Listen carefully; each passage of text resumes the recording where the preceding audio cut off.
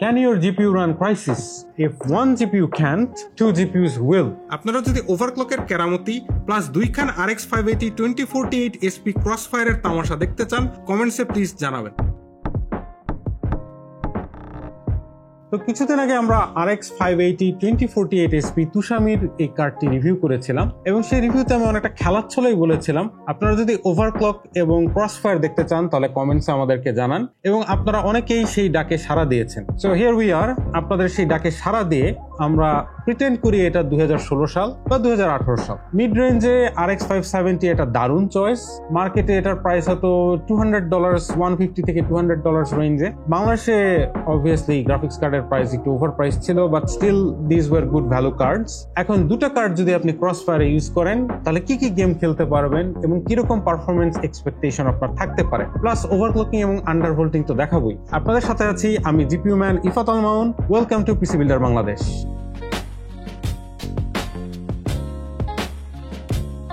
তো আমাদের শর্ট ইন্ট্রোর পরে আমরা চলে আসলাম আমাদের মেইন ভিডিওতে। প্রথমে যেহেতু প্রমিস করেছিলাম ওভারক্লক এবং ক্রসফায়ার দেখাবো, আগে ওভারক্লকটাই দেখাইনি। প্যালাদিনের এই কার্ডটাতে পারফরমেন্স ইমপ্রুভমেন্টের অনেক রুম রয়েছে, কারণ প্যালাদিন ভয় পায় যে তাদের কার্ড RMA তে আসবে বলে তারা কার্ডগুলোকে খুবই আন্ডারভোল্ট এবং পাওয়ার বাজেট লিমিটেড করে সাথে আন্ডারক্লক করে মার্কেটে বিক্রি করছে। ধরেন RX 570 টিপিক্যাল ক্লক স্পিড হচ্ছে কোর ক্লকে 1244 মেগাহার্টজ এবং মেমোরি ক্লকে হচ্ছে 1750 মেগাহার্টজ, কিন্তু এই কার্ডটা কোর ক্লকে 1125 মেগাহার্টজ। এটার পাওয়ার বাজেট সিভিয়ারলি লিমিটেড, 90 ওয়াটের জায়গায় 75 ওয়াটের মতো কিছু একটা করে রাখছে, যে কারণে এটা 1125 মেগাহার্টজে চলতে গেলেও কখনো কখনো একটু থ্রটল করে, কারণ এটাতে ইনাফ পাওয়ার বাজেট সেট করা নাই। তো আজকে আমরা এই জিনিসগুলো কমপ্লিটলি ইগনোর করে এটাকে একটা স্টক RX 570 লেভেলে পারফরমেন্সে সেট করব এবং এর পাশাপাশি এতে পারফরমেন্সের কিরকম ইম্প্যাক্ট পড়ে তা আমরা দেখব। এবং আমরা শুরুতেই বলে দিয়েছি ক্যান ইট রান ক্রাইসিস। তো ক্রাইসিসে আমরা দেখব এই ওভারক্লক থেকে কতটা বেনিফিট পাওয়া যায়। তোমরা কথা না বাড়িয়ে চলে যাচ্ছে এখন ওভারক্লকিং এ।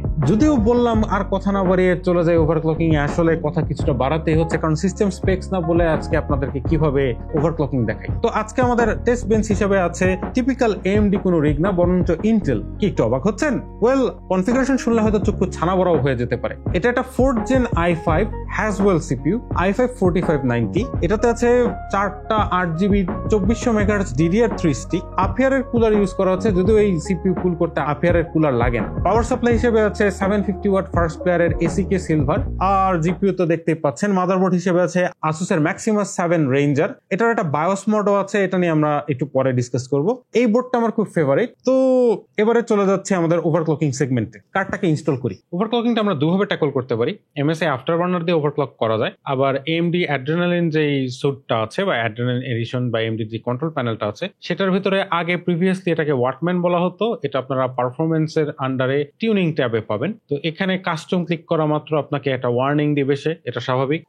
যেহেতু আপনি ওভারক্লক করছেন সেহেতু আপনি ম্যানুফ্যাকচারারের সেট করা স্পেক্স ব্রেক করছেন, তো এটা থেকে যে কোনো প্রকার ড্যামেজের দায়ভার AMD নেবে না। ঠিক তেমনি ভাবে আমরা এই ওভারক্লকিং দেখাচ্ছি আপনাদেরকে, কিন্তু ওভারক্লকিং থেকে যে কোনো প্রকার দুর্ঘটনা বা ড্যামেজেস এর জন্য পিসি বিল্ডার বাংলাদেশ দায়ী থাকবে না। কাজে আপনারা নিজ দায়িত্বে ওভারক্লকিং করবেন। তবে আমরা ওভারক্লকিং এর প্রসেসটা সেফলি কিভাবে করা যায় সেটা আপনাদেরকে দেখিয়ে দিচ্ছি। তো এখানে একটা agreement, and user licence agreement বা ইউল আপনাকে অ্যাকসেপ্ট করতে হবে যখন আপনি কাস্টম ক্লিক দিবেন। এখানে আই অ্যাকসেপ্ট ক্লিক করলেই এখন জিনিসটা মানে মেনুটা আপনার জন্য অ্যাভেলেবল হয়ে যাবে। তো আন্ডার জিপিইউ টিউনিং আপনার এই জিনিসটা এনেবল করতে হবে, অ্যাডভান্স কন্ট্রোল এনেবল করতে হবে, ভোল্টেজ এটা এনেবল করতে হবে, আর পাওয়ার টিউনিং এটা অ্যাভেলেবল করতে হবে। এভাবে ক্লিক করে আনলক করতে হবে। তো আমরা প্রথমে পাওয়ার টিউনটা বাড়াই দিব, 50% পর্যন্ত এটা সাপোর্ট করে। আমরা 150 ওয়াটিশ মেবি 135 ওয়াটিশের মতো বোর্ড পাওয়ার পাবো যদি আমরা পাওয়ার টিউনটা ম্যাক্স করে দিই। আমাদের স্টেট 7 এখানে যেটা আছে, এখানে আমরা RX 570 যে স্পেক থাকে core clock default 1244 megahertz enter করব। এখানে ভোল্টেজে 1075 মিলিভোল্টস আমার মতে একটু বেশি, এটা একটু কমানোর স্কোপ আছে। 1050 মিলিভোল্ট আমরা এখানে দিতে পারি। আপনি যত ভোল্টেজ কমাবেন আপনার পাওয়ার ড্র তত কমে আসবে, অর্থাৎ আপনার পাওয়ার লিমিট যেটা বোর্ডের সেটা হিট করার চান্স আপনার কমে আসবে। তো এই গেল ওভারক্লকিং এর পালা। আমরা এই কনফিগারেশনটা টেস্ট করেছি এই কার্ডটার জন্য এবং আমরা মোটামুটি স্টেবিলিটি পেয়েই এই সেটিংস গুলোতে সেটল হয়েছি। তো এভাবেই প্যালাদিন এই কার্ডটা ওভারক্লক করা যায়। এখন আমরা আপাতত ওভারক্লকটা রিমুভ করে দিচ্ছি, কারণ হচ্ছে আমরা স্টক অবস্থায় কার্ডের পারফরমেন্স কিরকম হয় সেটা দেখে নিই। তো আমরা শুরুতেই সিঙ্গেল কার্ডে দেখে নিই আমরা কি সেটিংসে গেমটা টেস্ট করছি। ক্রাইসিসের গ্রাফিক সেটিংস আমরা দেখি যে এটা 1440p তে রান করছে। আমরা 2016 or 2018 এর কনটেক্সটে RX 570 কার্ডটা 1080p এর জন্য sweet spot. 1440p is somewhat decent ish, কিন্তু 1440p এর জন্য অ্যাবসলিউটলি 60 fps এর রিকমেন্ডেড না। ক্রাইসিস আসলে অনেক পুরনো একটা গেম, 2007 এর গেম, বাট এখনো এটার গ্রাফিক্স যথেষ্ট ভালো। It stands out still. এটার ভিতরে ফিজিক্স, তারপরে ফোলিয়েজ এবং যে পরিমাণ রিয়েলিস্টিক এনভায়রনমেন্ট ক্রিয়েট করা হয়েছে, ইট হোল্ডস আপ স্টিল। তো 1440p তে আমরা দেখতে পাচ্ছি যে আমরা অ্যাডভান্স গ্রাফিক্সে যদি দেখি ভেরি হাই প্রিসেটে সবকিছু সেট করা আছে। গ্রাফিক্সে 1440p রেজলিউশন সেট করা। তো আমরা এখন গেমের শুরুর দিকের একটা সেভ পয়েন্ট থেকে লোড করে পারফরমেন্স টেস্ট করছি। তো আমরা দেখতে পাচ্ছি যে 70, 69, 68, 70 এরকম একটা ফ্রেম রেট পাওয়া যাচ্ছে নেমেই। তো আমরা এখান থেকে মোটামুটি একটা আইডিয়া পাচ্ছি। 61, 52.1% হচ্ছে 45 fps, নট ব্যাড। এবারে ওভারক্লক করা যাক। আমরা পয়েন্ট A to B পয়েন্টে আবার ফেরত যাই, তাহলে আমাদের বেঞ্চমার্ক রানটা এখানে শেষ হবে। বোর্ড লিমিট 90 ওয়াট রিচ করাতে প্যালাদিনের কার্ডটা কিছুটা থ্রটল করছে, 1125 মেগাহার্টজ যেটা মেইনটেইন করতে পারছে না সবসময়। তো আমরা মোটামুটি একটা পারফরমেন্সের আইডিয়া পেলাম। 60, 46, 44। ওকে, এবার ওভারক্লক করে দেখা যাক পারফরমেন্সে কতটা আমরা ইমপ্রুভমেন্ট পেতে পারি। আমাদের আগের সেটিংসে আমরা ফেরত যাই, খুব কুইকলি সেটিংস গুলো আমরা রিস্টোর করে ফেলি। এখানে 1240 মেগাহার্টজ এবং এখানে 1050 মিলিভোল্টস তাই করলে আমাদের ওভারক্লকটি অ্যাপ্লাই হয়ে গেল। আর আমরা আবার গেমে ফেরত যাই। তো আমরা এবার ওভারক্লকড পারফরমেন্স টেস্ট করতে যাচ্ছি। আমরা সেম গেমটাই আবার লোড দিচ্ছি। তো আমরা অবভিয়াসলি কিছুটা ইমপ্রুভমেন্ট দেখতে পাচ্ছি। আমাদের কার্ডটা এখন আর আন্ডার 60 তেমন একটা ডিপ করছে না পারফরমেন্সের দিক থেকে। আমরা আমাদের বেঞ্চমার্কের অরিজিনাল স্পটে ফেরত যাচ্ছি। And there we have it. আমাদের ওভারক্লকড ভার্সেস নন ওভারক্লকড একটা কম্পারিজন হলো। 64, 53, 65, 53, 49। It's not bad results, really good improvement.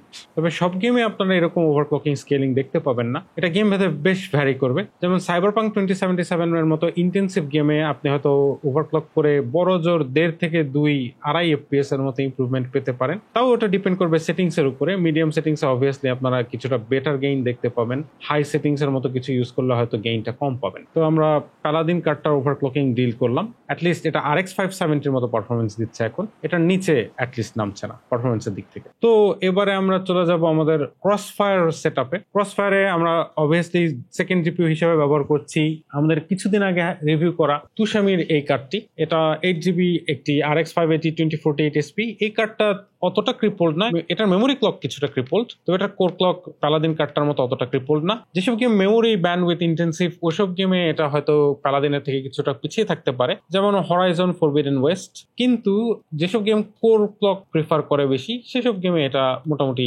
ছোটখাটো একটা লিড ধরে রাখবে। এটা হবে আমাদের ক্রসফায়ারের সেকেন্ডারি কার্ডটা। আমরা চেষ্টা করব দুটো কার্ডেই RX 570 লেভেলের ক্লক স্পিড এনাবল করতে এবং স্টেবিলিটি মেনটেন করতে। তো আমরা সিঙ্গেল কার্ড যেখানে টেস্ট করেছিলাম ঠিক সেই সেভ পয়েন্ট থেকেই গেমটা লোড করছি। আমাদের FPS কাউন্টিং শুরু হয়ে গেল। সিঙ্গেল কার্ডের এগেইনস্টে পারফরমেন্স স্কেলিং খুব একটা ইমপ্রেসিভ না হলেও there are points where it does scale এবং পারফরমেন্স ইমপ্রুভমেন্ট বেশ ভালো বলা যেতে পারে। তবে এখানে দেখতে পাচ্ছেন কার্ডের ইউটিলাইজেশন কিছুটা স্পার্স। তো একটা সেভ গেমের কারণে এখানে একটা হিচ হলো, যেটার কারণে আমাদের ফিগার গুলো একটু ডিস্টোর্টেড হয়ে গেল। আরেকটু হলে এনিমিটা আমাকে মেরেই ফেলেছিল। প্লেয়ারটার কাছে গেলে সবসময় FPS ট্যাঙ্ক করে দেখা যাচ্ছে যে জায়গায় দুটো জিপিইউ থাকায় এখানে FPSটা ওভাবে ড্রপ করছে না। সাধারণত এই জায়গায় সিঙ্গেল জিপিইউতে খেলতে গেলে FPS 60 নিচে নেমে যায়।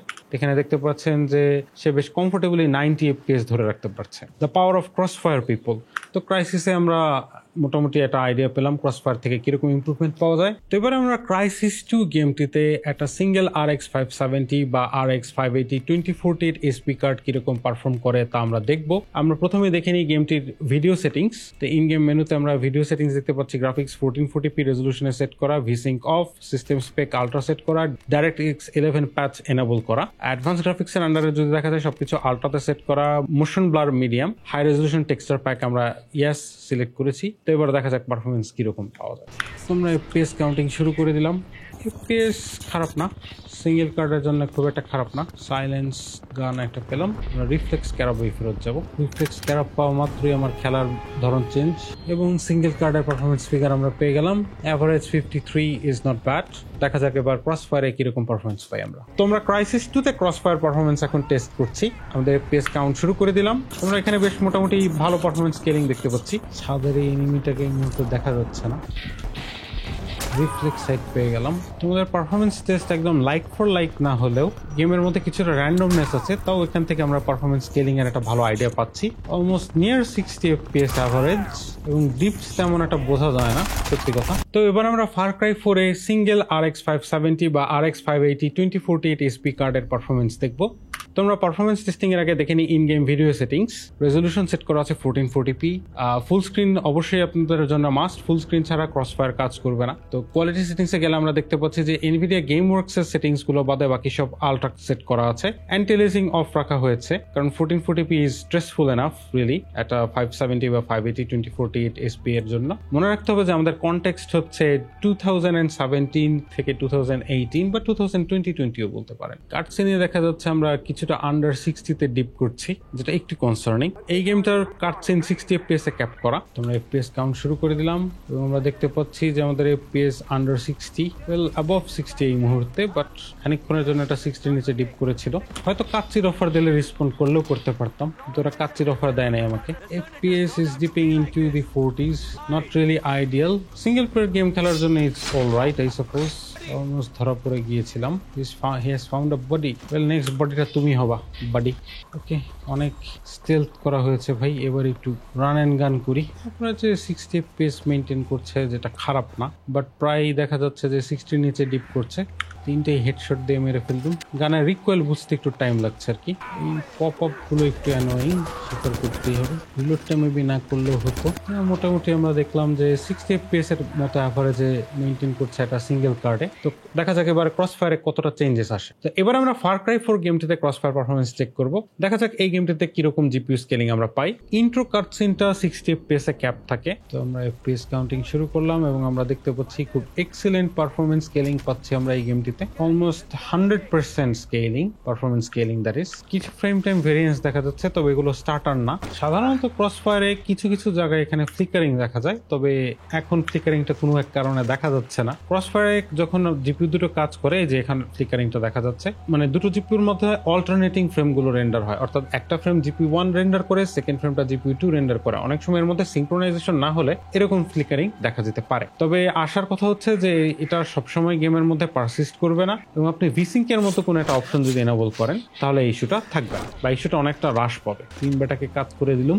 এই ফ্লিকারিং এর ইস্যুটা ইনহেরেন্টলি AMD বা ক্রসফায়ার এক্সক্লুসিভ না, এটা এনভিডিয়াতেও হয়। আসলে মাল্টি জিপিইউ টেকনোলজিটাই এই কারণেই আস্তে আস্তে ফেজ আউট হয়ে গিয়েছে এই ইস্যুস গুলোর কারণে, এবং ডেভেলপার এন্ড থেকে যদি গ্রাউন্ড আপ থেকে ইঞ্জিন যদি মাল্টি জিপিইউ ইউটিলাইজেশনের জন্য বিল্ড না করা হয় বা ডেভেলপ না করা হয়, তখন এই ইস্যুগুলো আরো প্রকট হয়ে দাঁড়ায়। তো মোটামুটি আমরা এখান থেকে ক্রসফায়ার স্কেলিং এর একটা আইডিয়া পেলাম ফার ক্রাই 4-এ। ফার ক্রাই 4-এর পারফরমেন্স স্কেলিং এক্সেলেন্ট, তবে কিছু গ্রাফিক্স ফ্লিকারিং আছে। তোমরা ব্যাটলফিল্ড 4-এ সিঙ্গেল RX 570 বা RX 580 2048 এসপি কার্ডের পারফরমেন্স চেক করব। তো এই ইন গেম সিনেম্যাটিকটা শেষ হলে আমরা ইন গেম ভিডিও সেটিংস গুলো দেখে নিচ্ছি। এই পেজ কাউন্ট শুরু করার আগে আমরা এক পলক ইন গেম ভিডিও সেটিংস গুলো দেখে নিচ্ছি। অপশনসে গেলে আমরা দেখতে পাচ্ছি আন্ডার ভিডিও ট্যাবে 1440p আলট্রা সেটিংস দেওয়া আছে সব। আমি যদি কাস্টম সেট করে আলট্রা দেই, দেখবেন যে এখানে চেঞ্জেস আসছে না, কারণ আলট্রা সেটিংসে সেট করা আছে এটা। সেভ সেটিংস ইয়েস, আচ্ছা দিলাম, সমস্যা নেই। তো আমরা এখন এফপিএস কাউন্ট করা শুরু করছি।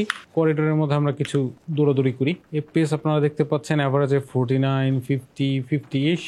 সিঙ্গেল প্লেয়ার এক্সপিরিয়েন্সের জন্য this is okay, but things could be better. It's dropping into the 30s now.